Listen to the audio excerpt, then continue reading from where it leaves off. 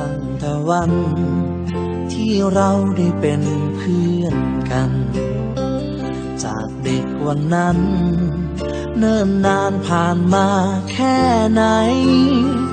ในความรู้สึกจารึกในห้องหัวใจไม่เคยหวั่นไหวรักษาไว้ด้วยมิตรไมตรี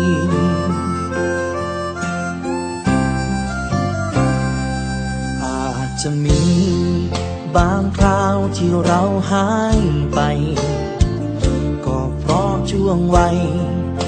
ให้เราต้องทำหน้าที่ไปมีครอบครัวมีการงานไปตามวิธีนานหลาย10 ปีที่คิดถึงเพื่อนอยู่ทุกวันคำว่าเพื่อนไม่เคยเลือนหายยิ่งจากมาไกลดีใจเมื่อได้เจอกันไทยถามทุกสุขเรื่องราวเก่าๆเรานั้นย้อนความผูกพันรอยยิ้มนั้นยังจำได้ดี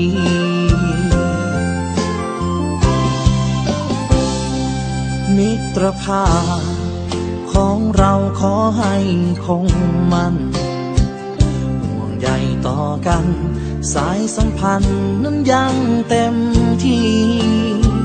วันนี้เพื่อนเราอายุมากขึ้นทุกปีนับจากวันนี้สัญญากันไม่มีวันลืม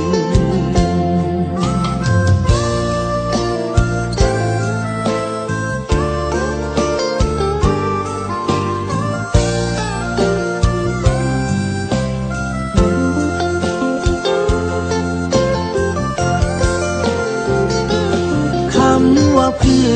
อนไม่เคยเลือนหายยิ่งจากมาไกลดีใจเมื่อได้เจอกันไทยถามทุกสุขเรื่องราวเก่าๆเรานั้นย้อนความผูกพันรอยยิ้มนั้นยังจำได้ดี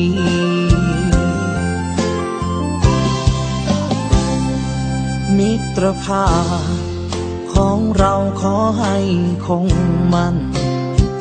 ห่วงใยต่อกันสายสัมพันธ์นั้นยังเต็มที่วันนี้เพื่อนเราอายุมากขึ้นทุกปีนับจากวันนี้สัญญากันไม่มีวันลืมนับจากวันนี้สัญญากันเพื่อนกันตลอดไป